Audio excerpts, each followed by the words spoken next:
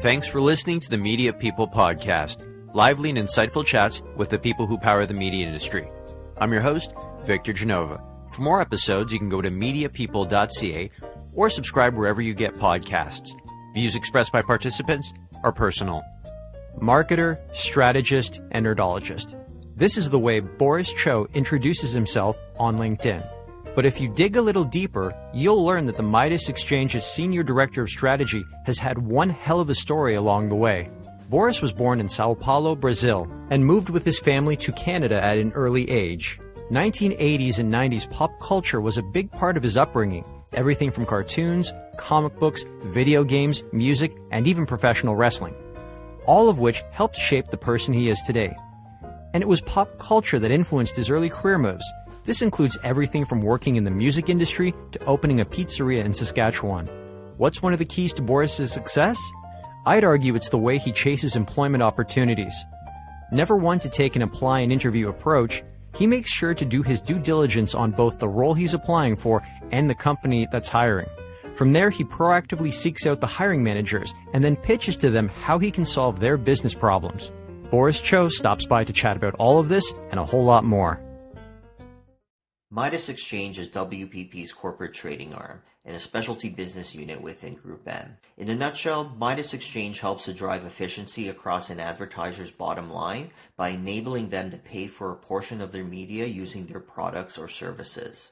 My role at Midas is to deliver on client strategy, agency and cross-function collaboration, and business performance, while educating our people and beyond on the value and complexities of corporate trading and media bartering. I want to go back to the beginning, though. I don't think a lot of people know this about you, Boris. Where are you from? I was born in Sao Paulo, Brazil. Obrigado. Obrigado. I joke so much around the office that by the time people get to know me and they find out that I was born in Brazil, they don't believe me because I joke so much. So at that point, I got to pull out some kind of proof. But yeah, I was born in Brazil. Moved to Canada when I was 5 years old. Talk to us about what life was like growing up in Brazil, because I know you were only there for the first 5 years of life, but do you remember anything about it, anything at all? Yeah, absolutely. I remember my nanny. We had a nanny growing up. I absolutely remember the basement of the house we had. It's probably where I remember it because my twin brother and I drew all over the walls with crayons, and we got in big trouble. And I think that kind of was a pinnacle moment in my life. It turned me into the man I am today. Was there a bit of culture shock for you when you moved to Canada? I mean, does a 6-year-old even experience culture shock? Absolutely. You know what? I think that younger kids experience culture shock a lot more than adults would, right? Because adults have a way to manage their expectations. But when I was 5, coming from Brazil to Canada, all of a sudden I was, eating different food, not understanding the language that I was being learned to speak, which was Korean. My parents are Korean, South Korean, moved to Brazil, and had my older sister and myself and my twin brother. But yeah, when we moved to Canada, it was really different because I just looked out my window and I just wanted to be that normal Canadian kid, right? Playing hockey on the streets or biking, doing normal things, eating hamburgers and French fries. And I felt like my childhood really wasn't like that. It was very, we kept to the Korean and Brazilian culture. We ate a lot of the Korean and Brazilian food growing up. So yeah, it wasn't up until I was probably a teenager until I really tried like a real grilled cheese sandwich.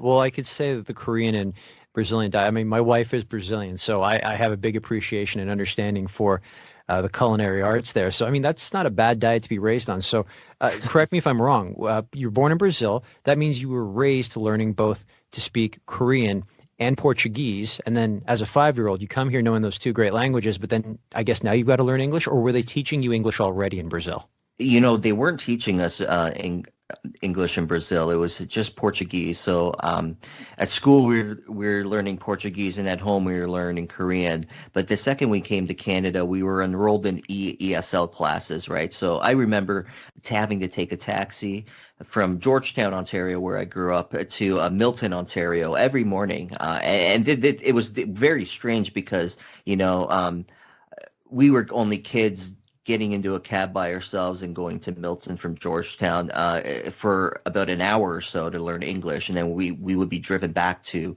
the school in Georgetown.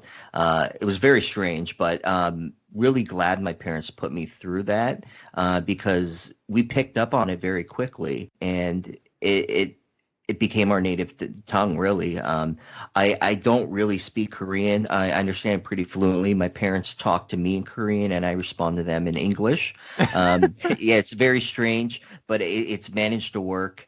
So I've lost a lot of the pronunciation, I guess. But I guess I would say I speak like broken Korean, if that makes sense to anybody.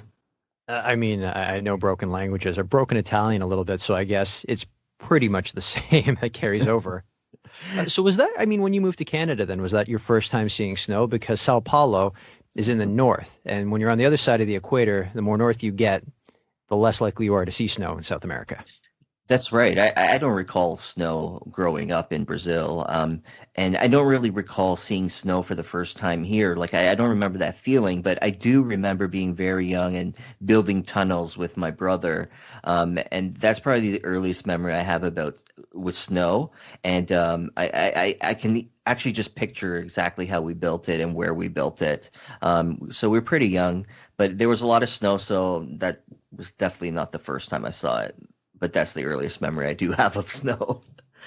What were your hobbies or interests growing up? We had plenty, or I say we because when you grow up with a twin, especially a twin brother, I guess, you tend to share similar interests. So we were into WWF wrestling. We were into Ninja Turtles, Oh God, who Nintendo. wasn't back in the 80s and 90s?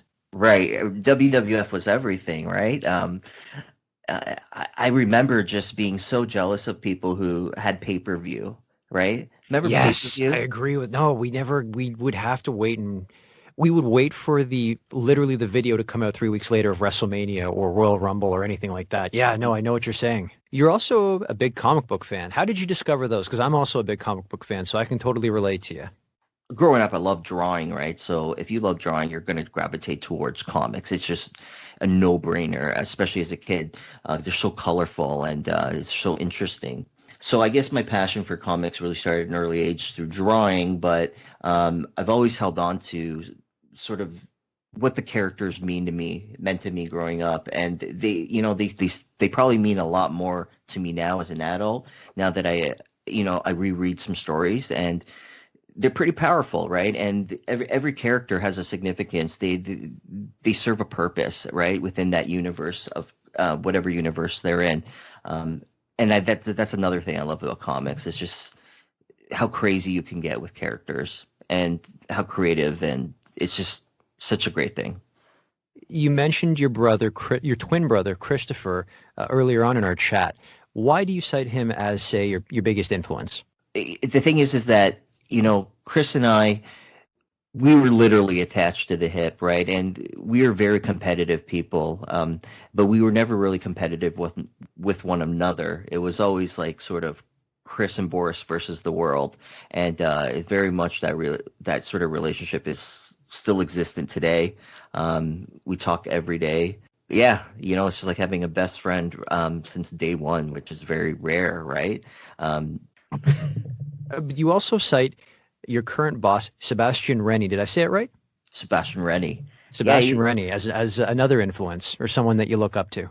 yeah. Recently, so I work at Group M, and I report to Sebastian. And Sebastian's an interesting guy. He is incredibly supportive, and I could tell off the bat the second I got there. I didn't know anybody. I knew maybe a few people, but he had my back, and that was clear off the gate.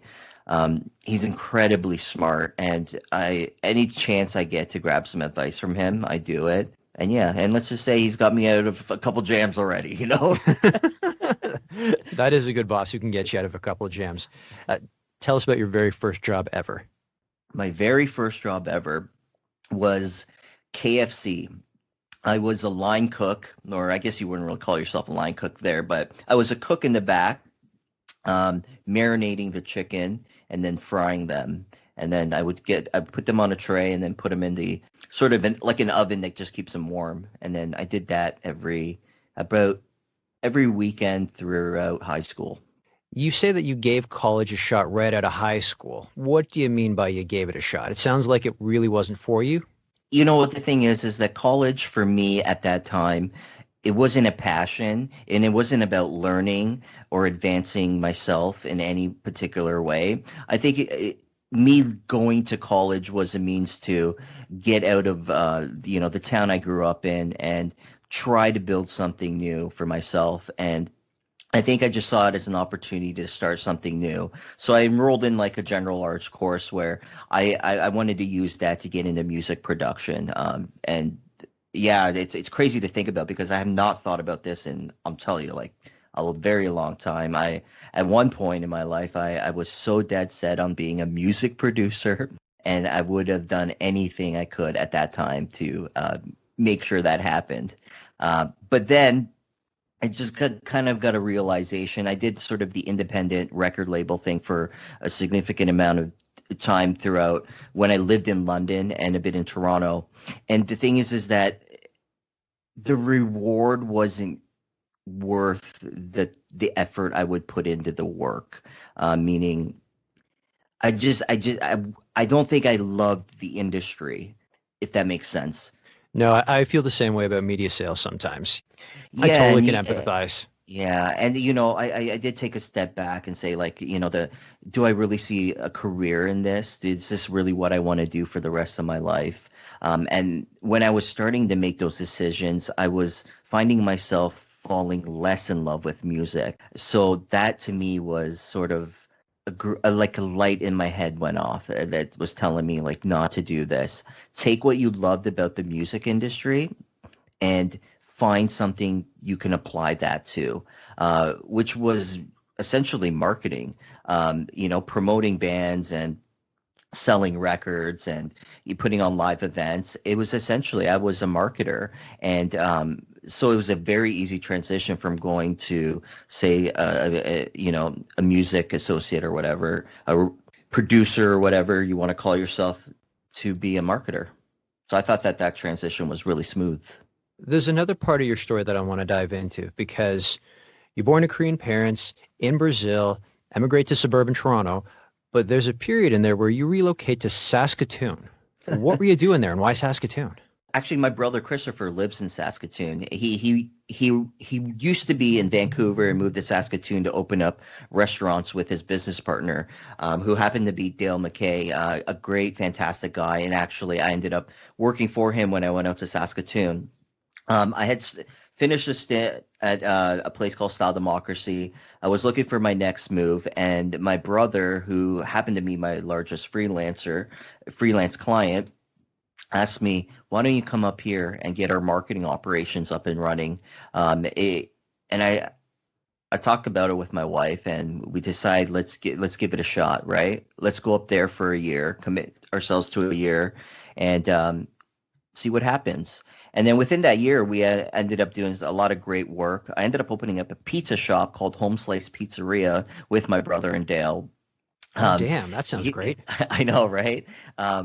I love talking about pizza and I love eating pizza. So I don't know. Likewise, please keep going. Yeah, I haven't met anybody who hasn't. If you have on your show, I'd love to talk to them and see if we can change their mind. But yeah, we opened up a pizza shop, and it was a really fun experience because I got to kind of build the concept from concept to creation on the branding, the identity. We did some really cool out-of-home activations and some interesting creative direct mail pieces too. But at the end of the day, right, like food was not my passion. While my wife and I were out in Saskatoon, we ended up actually having our daughter Macy, which was such a blessing because I think we were kind of going a bit crazy in Saskatoon. We weren't sure if this was really the right place for us. We did decide to go up there as a temporary move, but as soon as we had Macy, it was a no-brainer to come back to Toronto, where we're closer to friends and family, a lot more friends and family, than Saskatoon.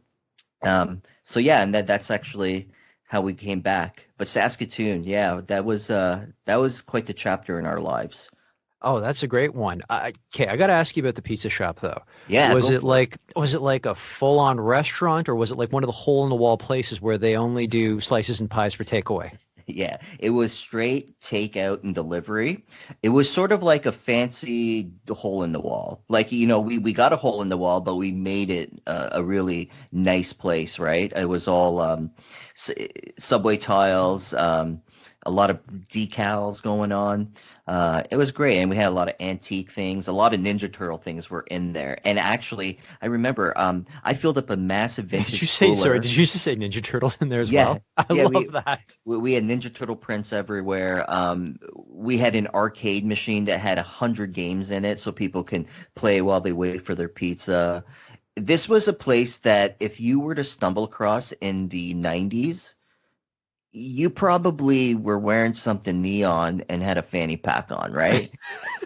And Let- baggy let- jeans as well. yeah, baggy jeans and maybe Hypercolor some white t-shirt, sneakers. You got it, right? and pepper wetware. We could talk about the 90s. Oh God, we're Uh, blue in the face. But when you walked into Home Slice Pizzeria, that's what it was, right? You had your arcade games, you had Ninja Turtles everywhere, and you had a big pile of comics that were free, right? We made partnerships with all the local comic stores to give us their excess comics, and we just gave them for free, and we promoted their shops, and it was a great way to incorporate our personal hobbies, personal touch to the shop.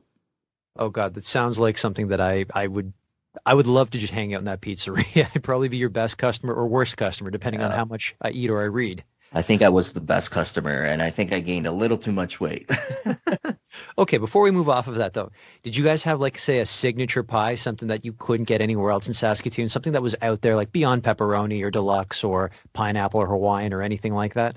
Yeah, yeah, and I've seen it. I've seen it since we've done it. I'm not saying we're the first ones to do it, but we did a really good potato pie, and thinly Ah, sliced okay. potatoes on the yeah, and With a white you pizza, no sauce, just an olive oil base. you got it, man. You got it. Were you Okay. were you La were you there? Last name Geneva, or people say Genova. It's been Canadianized, but yeah, no, a lot of pizza in my family. That's awesome. But Yeah, my pivoting into, wife my sorry, go wife ahead. makes sorry, I was gonna say my wife makes a mean pizza ever since this lockdown. She's been baking. Well, naturally she's a baker. She actually runs her own bakery here at home.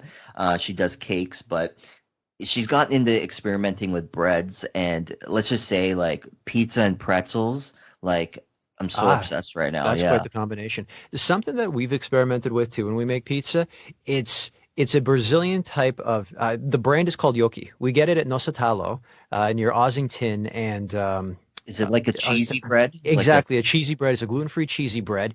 Whip it up with eggs and a bit of water, and in a couple of minutes you've got the dough. We've been using that as a base, and it's been fantastic. Oh, I bet, man. I bet. That sounds delicious. Oh, you gotta be familiar with it. It's Brazilian. Yeah, yeah, yeah. Well, I'm familiar with the bread. I don't think I've ever had it as like a pizza crust.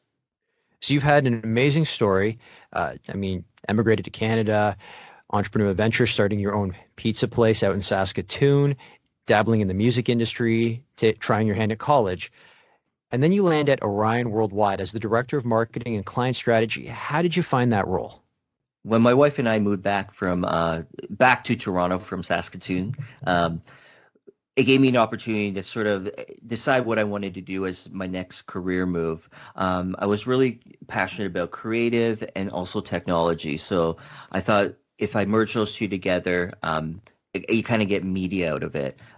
So that's kind of the route I went. I made a list of some media agencies and companies I wanted to work for. I'll tell you right now, Orion was not on that list, but some of Orion's sister companies at IPG were on that list. So when I saw a posting, I threw my name in the hat, and luckily I got a quick call and had an interview. Um, I met the HR director at the time, or the hiring talent manager, and she sold me on the idea of like agency life. I've had many friends working at agencies. I've always been encouraged to go to an agency, but I was really hesitant because I really love the client side and the flexibility. But coming back, I wanted to start something new. So I took on this interview and learned a bit about the role, about how the agency environment sort of kind of fits into my personal culture. And I just went head in. I met the managing director, Trisha Allen, who's now the president of M6.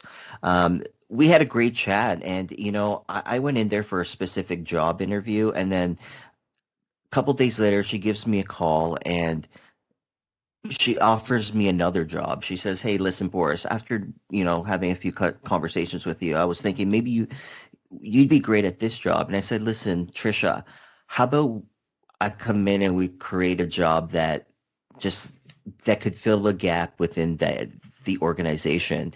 And when I took a look at the business, I saw a huge gap in sales, business development, and marketing. And I said, "Listen, Trisha, this is what I want to do for the agency, and this is how I want to be valuable to the team." And Trisha just gave me so much trust, and I love her for it because not a lot of bosses would give somebody that they just met that much trust. But I think that when Trisha and I had met, there was a very good connection. I think we both come from humble beginnings, and we kind of resonated on that. We share very similar philosophies just on life and about work. So she gave me a shot and then to create this role. And what we created was a marketing and business development role, which kind of pivoted and shifted and evolved towards more of a client strategy role where I was client facing and sort of basically leading all the client pitches from there.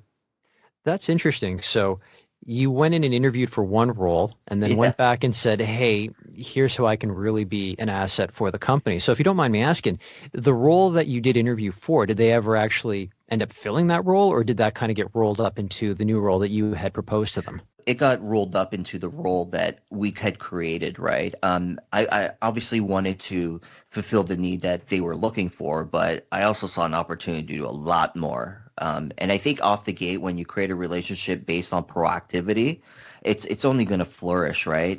Because I've sold myself, now I've got to deliver, and I spent my whole time at Orion just working my ass off, doing the best work I could, creating the relationships I needed, and building the team that I think the organization needed at the time. We needed some new people who were driven, and found sort of the corporate trading category a bit sexy, right? And we did make it sexy. I think we did a great job of selling great services. We had a great media buying team with us, great people investing on our behalf. So yeah, it was an awesome experience that I don't regret a single moment there. And from there, they promoted you to senior director of marketing and client strategy. When they tack senior on to your title, what changes? I'm going to be honest with you, not a whole lot will change, but there is a level of expectation that will change. And that expectation comes from everybody in that room. Because when you're in an agency, and I'm finding this, I've come to learn that when you're in an agency and you're progressing and your title changes, people expect a little more from you without having to have that conversation. So, I took it a point to add more accountability to what I was doing, holding my team more accountable for the work that they were also doing, but also being very flexible to innovate, meaning creating more time within the busy work schedules to think about new models and new ways of doing corporate trade, right? So I guess my job changed in that aspect and a little bit more stakeholder interaction and engagement. But I think the best part of becoming the senior director was giving that green light to go ahead and build that team you want. Your previous role in Saskatoon, you were working for yourself. Was it difficult to go back into a corporate environment where you had a boss? It's a question I like to ask I like to ask that to a lot of my guests who have had entrepreneurial ventures and then moved back into, I guess you could sort of say, the corporate world. Yeah, right, sure. Okay, so before working for myself as a freelancer, I worked at a place called Style Democracy, which is like it's a website, it's a blog. They do warehouse sales. I go to their warehouse sales. I'm very familiar with them. Yeah, it's great, right? And they bring like some of the most sought after brands to these massive lines of people who are getting massive amount of product at a massive amount of discount. Everything's massive when it comes to It warehouse is. sales. Yeah. Yeah. So I worked at Style Democracy, and, you know, I found like their culture was very startup. I wasn't really, it took me very long just to kind of get behind what they were trying to do. I didn't really see the longevity in it. Over time, it was just one of those things you just kind of have to move on from. And I think it was sort of a mutual decision. They didn't see the passion I once had when I first started. So yeah, I want to be honest about that. It made me think really hard about what I really wanted to do, right? And then after that, I wanted to work for myself. I said I struggled with a couple bosses in the past, and maybe working for myself is a better idea. So that's how I became a freelancer. I was doing it quite a bit while working full time, but I hadn't gone 100% full in until Style Democracy. So from that experience, I learned that having your own book of business is great, but you're going to miss working with a team, right?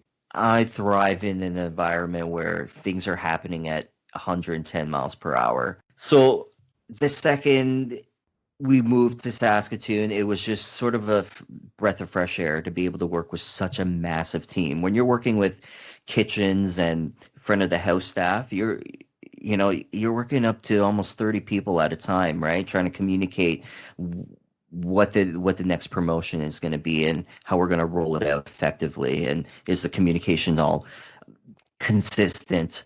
Yeah. So I don't even know if I answered your question. No, that's fantastic. I didn't mean to digress on that, but like I said, it's a question I like to ask a lot of people who were entrepreneurs and then had to go back Oh, into right, corporate the life. If that boss. was the boss thing, yeah. The If boss you want to thing, bring it yeah. full circle, yeah. Yeah, full circle. I prefer to have a boss, 100%. I don't like working for myself. I think Really? everybody's dream. You know what? Yeah, everybody's dream is to work for themselves, but my dream is to work with people. And if that means having a boss that's going to help guide me and help, mentor me and give me the advice and the tools I need to step it up. And I think that's why I really appreciate working with Sebastian, is that Sebastian actually does that. He has no problems pulling me aside and saying, Boris, this is what we need to work on, right? And this is what you need to focus your energy on. And I appreciate that, because I've had some bosses who can't give feedback, right? Yeah, I think coming from Trisha, who was incredible at giving feedback, and then now having Sebastian as a boss who is just as great. I've been really lucky, but I'm just gonna tell you, before that, I kind of struck out in that department. So now, when you ask me, yeah, I think I would rather have a boss who I can lean on, and I love that relationship you have also with sort of a boss and employee, mentee, mentor. Your move to Midas Exchange, though, it's reminiscent of your move to Orion Worldwide, where, I mean, at Orion, you interviewed for one job. It said, hey, here's what we can do. But Midas Exchange, tell us the story, because you didn't apply for a job because it didn't even exist. That's right. The job I actually hold right now on Midas didn't exist until I met and reached when I reached out and met with Stuart Garvey, who is the current Group M Canada CEO. I reached out to him on LinkedIn and say, hey, Stuart, probably not the most exciting message you're going to get today, but I was wondering if you wanted to chat about the industry and about NABs, because I sit on the board of NABs. And I did some research, and I found out that, Group M, they collectively across all their agencies, they have been massive supporters of NABS Canada. And when you find things out like that, you reach out to the people responsible, or at least people who can reach out to the people who are responsible. You let them know how great of a job they're doing. So I reached out to Stuart, and a week later, I find myself sitting down having a coffee with the guy. I talked about myself probably more than I should have. We talked about the industry. We talked about NABs. And we talked about, some some of the changes that are happening in the industry. And I think between conversation, Stuart and I found a lot of similar philosophies too, very much like the relationship I had with Trisha. Stuart was very open. I probed in a little bit about what Midas does, which Midas and Orion are very similar in capabilities, right? So I did ask, Stuart, you've got this company called Midas, and I understand, that there aren't that many people working there. Is there plans to ever grow that part of your business? And Stuart, you know, he was honest with me, and he said that I'm not sure. We're always trying to grow, um, you know, but how about I get you in touch with somebody that can answer that question for you? And that person was Sebastian Rennie. So Stuart says, "Let me introduce you to Sebastian." The second I walk out of I walked out of the building after having coffee with Stuart, and then my phone buzzes. And it's Sebastian, and he calls me. He says, "Hey, Boris, I just talked to Stuart, and he said that I should give you a ring." And I didn't think that he meant like right away. You must have made one hell of an impression. I must have, or Stuart and Sebastian just happened to cross paths in the elevator, and it was just perfect timing. Um, but yeah, I was really happy that Stuart did because I got a chance to talk to Sebastian, go in and meet with them, and from the get-go, I love what Group M is doing. I've seen how they're hiring differently. I've seen the business that they're winning. I'm on the forefront of like where all the planners are just, giving it their all. All the buyers are so close to the markets there. I've never seen a team of just investments. Like, you go to agencies and there are one or two, but like at Group M, they take investments incredibly seriously. I hate to say it's an army, but like, man, they've got an army. And I love the notion of having, that much influence. Outside of the 9 to 5, you have been giving back tremendously in the industry, a lot of philanthropic work. We're going to go through the list here. Okay, so the first one is you're a judge at the Effie Awards. What are the Effie Awards?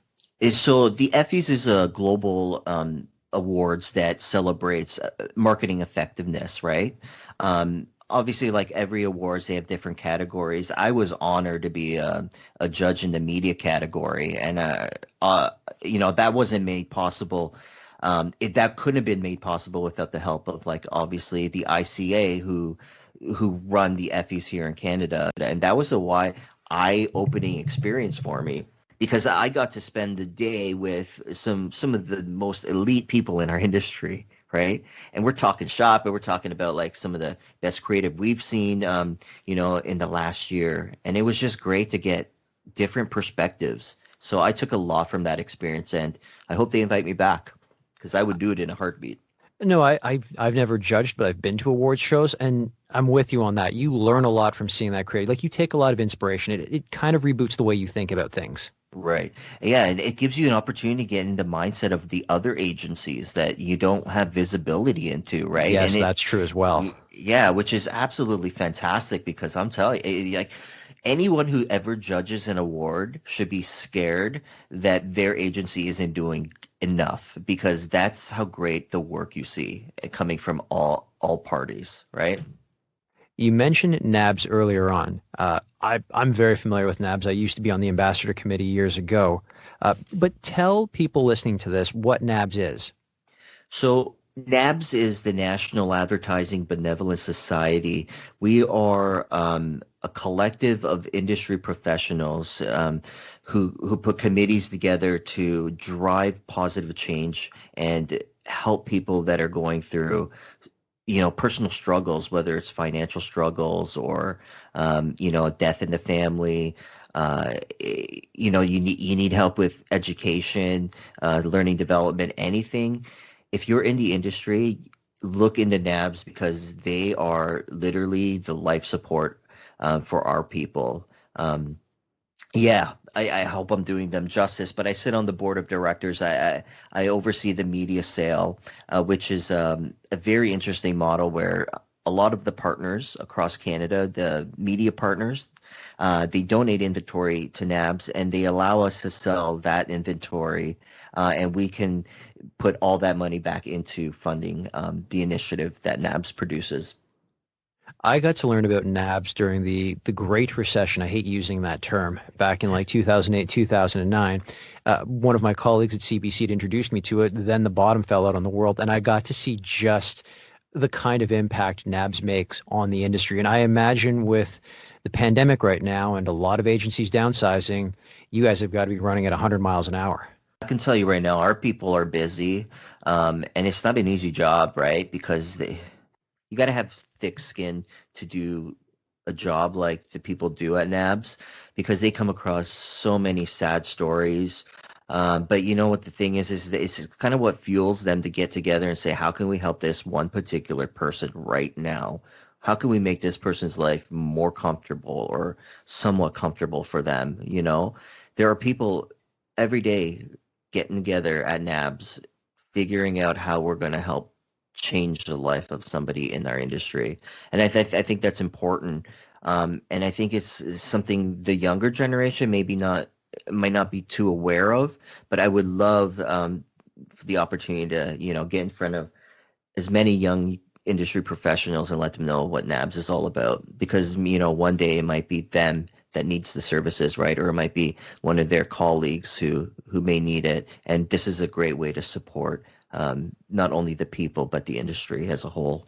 And if anyone listening to this wants to learn more about NABS and the services they provide, they can go to nabs.org.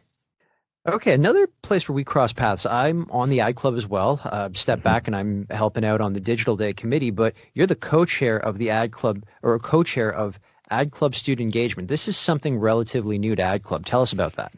That's right. So Student Day launched about a few years ago. We had our inaugural event, which was more than we ever thought it was going to turn into be.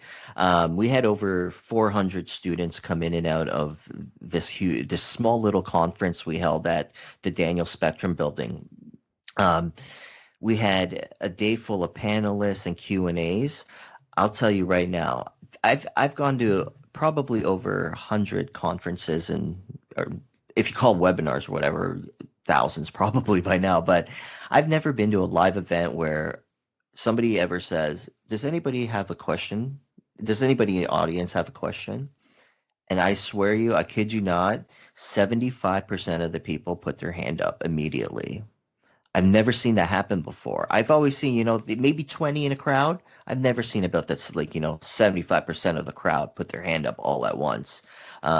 So the level of engagement was so inspiring that it made me want to continue doing it. So now I co-chair with Caitlin Nebbs, who's just amazing. I love her. She is probably the best business partner you can ever have because she's so chill and so smart and gets shit done, like literally, right? That's what you need, is to get shit done. Yeah, but like back when I said I prefer to have a boss, Caitlin would be a great boss because she's great at like following up with me and making sure I'm on it. So yeah, working with her makes the job a lot easier. But Student Day is all about engaging with the future talent, right? The future industry professionals, and equipping them with the necessary knowledge, tools, resources, whatever it may be, to get into whether an agency, a media like owner, whatever side of the industry you want to get into, creative, data, we do our best to try to prepare them for that. And we do that a number of ways. We go to the actual colleges and schools. We speak directly to them. We have a really great network of professors, and we're very close to all the schools around here. So that's really helped us to amplify our message and get some young people as a member of Ad Club, which is very important for our industry, because as we grow Ad Club, we always want that user group to grow, because as people leave the industry, we need more people coming in to, have a social time, That sort of stuff means a lot to people. Absolutely. Right. That's how you get to know your peers. Another one to throw out there as well. I mean, man, you've got more jobs outside of work than you do actually at work from the 9 to 5er. But you're a board member and you're the president of the Media and Communications Research Council? MCRC is formerly known as the Broadcast Research Council of Canada. I got nominated and voted in as president. It's a small group of volunteers who devote their time to learning about what the next big thing is going to be, what's trending in the industry. So we work with various trades and various vendors to compile research. We're hoping to do a lot more work and more events in the near future. Given COVID, it's been such a nightmare to get anything up and running. But we've got some people on the board who are pushing through, and we're hoping to get something out by 2021. Last volunteer position we're going to touch on. You're doing something really interesting with Cynthia Rubino, who was a former guest on the Media People podcast. It's called Stay Connected. Tell us about what you guys are doing there. I love Cynthia. So Cynthia approached me. So I've shared the stage with Cynthia a couple times, and she's great. And we always have a million things to talk about. One day she approaches me, and this is post lockdown. We're already locked down here. Everyone's about to work from home. She reaches out to me and says, "Hey, Boris, I have this idea. I want to do something for like a small group of people and see if we can help them like maybe improve their well-being." And I said, like, "What do you have in mind?" So she gave me a rundown of what she wanted to do. And I said, "Listen, Cynthia, I respect everything you do. Everything you do, you put your heart into it. So I would be honored to, come in as a co-host." And we're on our like 12th episode, and we're loving it. We're meeting so many people. We're talking about interesting things, but at the end of the day, we're impacting people's lives because they're reaching back to us and thanking us for all the advice and for just getting people in the room to talk about things that normally people would not ever want to talk about, especially to a stranger, right? We touch base on, people's mental health and wellness. Being laid off during COVID has been a hot topic for a lot of people.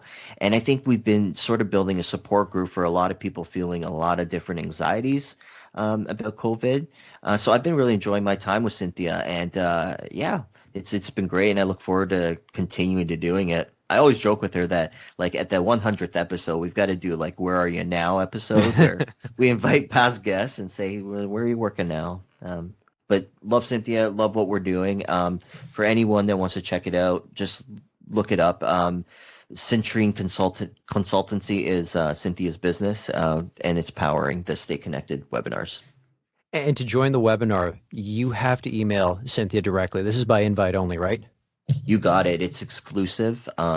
We like to keep it intimate, and we like to. There's a lot of communications that happen before the actual session. So we talk to the individuals that are being asked to come into our sessions. We're asking them a lot of questions beforehand to make sure that they're gonna get the necessary information they're looking for, because at the end of the day, if we're going to make this an intimate session, there's very limited seats, right? So we want to make sure that we're going to be able to address people's concerns to the best of our ability, right? So preparedness is a big focus for Cynthia and I as we always just kind of launch things out.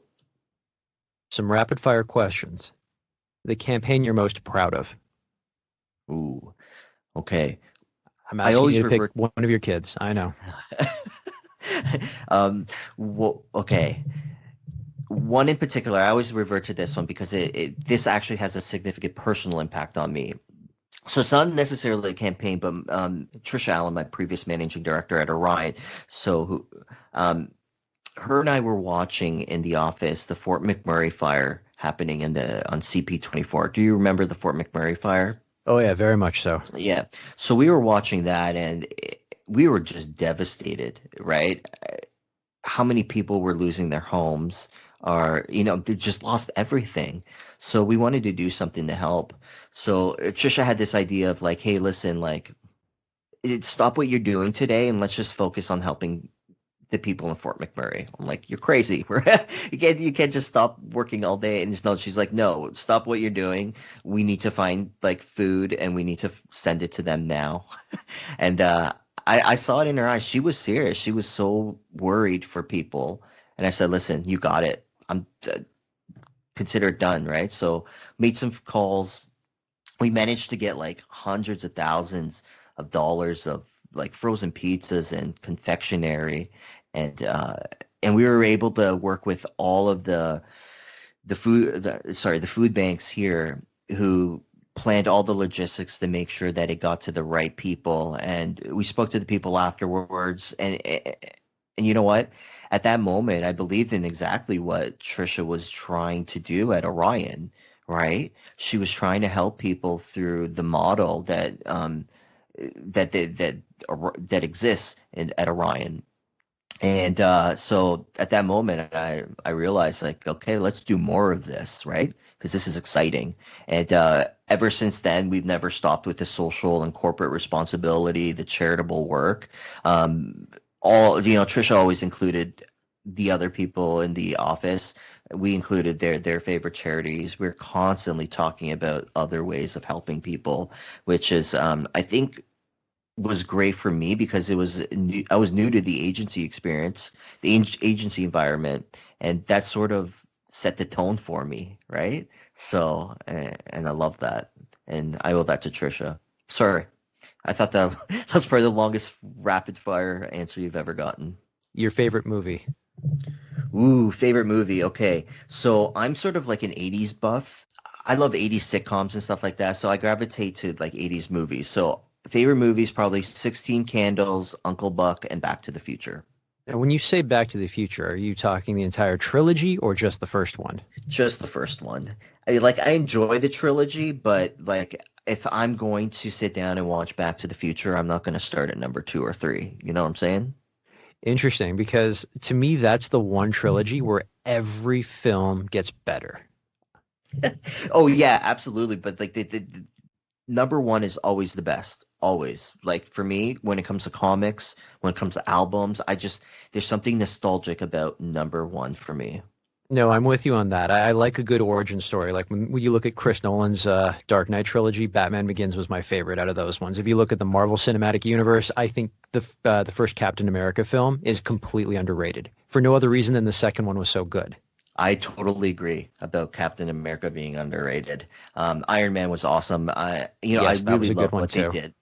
Yeah, I really love what the Marvel Cinematic Universe kind of turned out to be, right? Because, like, Iron Man, Captain America, Thor, like Hulk, yeah, you can build movies around these people. But then when you start adding, like, Guardians of the Galaxy, right, and more obscure characters, then you start to really get excited about what they're really building. And then I don't know if you look into what they're doing in the near future, but it looks like there's going to be some really great pictures coming out. Yeah, what I really enjoyed about it was that because they had tied up a lot of their A-list characters with other studios and contracts, they were forced to use their B and C characters, but they did such a good job with casting and writing that it shows that you can do anything with any character as long as you've got a good script. You've got it, right? And which is like DC. Let's just be real for a moment. God. Yeah, sorry if anyone from Warner Brothers is listening in on this. We are DC fans. Your favorite TV show? Favorite TV show, hands down, right now is Naruto.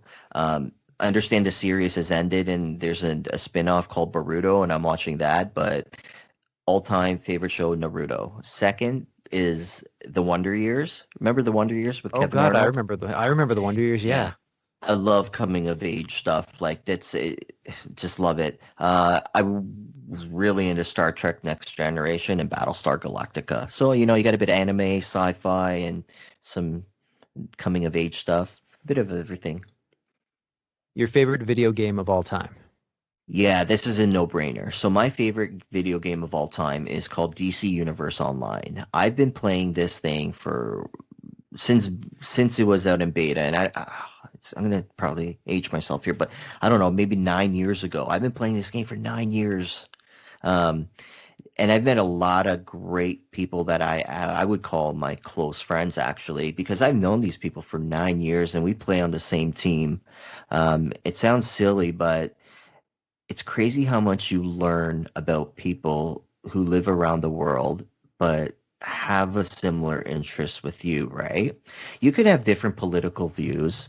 You could be living in a different kind of economy or whatever, but when we're all together as a team and working towards one common goal, like we put all that shit aside, right? And we're focused on the mission at hand. And it's crazy what video games can do in terms of building bonds with people. If there was one thing I would encourage people to do that are playing video games is to create those bonds, right? Over time, create healthy relationships with people that you play video games with, because they're there and they're willing to help you through like even some of life's toughest, right? These guys were around when my daughter was born, when I was moving from Saskatoon to Toronto. So yeah, I really appreciate these guys, and yeah, favorite game, DC Universe Online. If Hollywood were to make a movie about your life story, who would you want them to cast to play you? Either my twin brother, which That's would a be cop, but it'd be pretty cool. Okay, I'm gonna say it, and because everyone says I look like this person, so I'm gonna say Bobby Lee. Bobby I've Lee been from Mad stopped. TV. Bobby Lee from Mad TV. I've been stopped so many times, and people ask me, "Are you Bobby Lee from Mad TV?" I said, "No. What would Bobby Lee be doing here? Like, like I don't know." Like I've been asked that, like parties or bars, and I'm like, no, Bobby Lee wouldn't be at like whatever bar I'm at that moment. But yeah, I get it. I got that a lot, and I think that's when I was like, okay, I need to lose weight so people don't call me Bobby Lee anymore. Your favorite book? Oh, favorite book. I got a couple. Like Perks of Being a Wallflower was great, but I like my favorite book is probably Super Gods by Grant Morrison. If anybody is a fan of comics or just superheroes and that whole idea of a super god has got to read this book. It's really great. It's really well written. Anybody who knows Grant Morrison's writing will appreciate this book. Oh, he was a big writer on Batman, that's for sure, over the years. Yeah. Love this stuff on Batman. That's a nice segue into the next. Oh, sorry, go ahead. Yeah, I was gonna say like I think some of my favorite Batman stories were from Grant Morrison, right? He did a lot of the stuff leading up towards like Final Crisis, I think, or Well, Batman R.I.P. A lot of that was him, Yeah, and then right, Batman right. Inc. He was big into that too. Oh, right, that's right. Perfect segue into the next question. Your favorite comic book? Oh, favorite comic book. This is an easy one for me, like because I always this is the one book I always tell people to read. If you're gonna pick up a comic book and start reading something, go read Kingdom Come, written by Mark Waid and illustrated by Alex Ross. Number one, the art is absolutely beautiful. Alex Ross is he's so unique in his style. Nobody really does superheroes the way he does it. I describing it would not do it any justice. You just have to go out there and Google the guy's name, Alex Ross.